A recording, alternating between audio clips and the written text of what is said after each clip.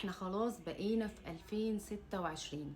فلو انت لسه واقف مكانك ولسه بتحس ان في حيطة سد بينك وبين احلامك وبتعافر بس مفيش نتيجة، يبقى هنا المشكلة مش في سعيك. المشكلة الحقيقية في الشفرات اللي متخزنة جواك ومعطلالك حياتك بدون ما تحس. النهاردة انا جاية اقولك ان النسخة الاصلية منك محبوسة، وده الوقت عشان نحررها سوا.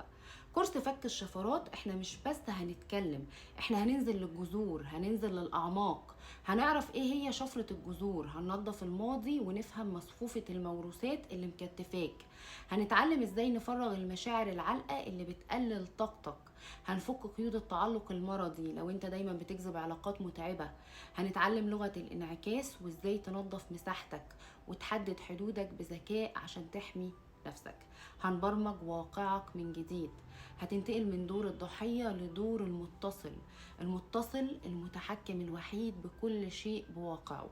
هنتكلم كمان عن شفرة الاستحقاق وعن النية الذكية وازاي تخلي التسليم هو سر قوتك.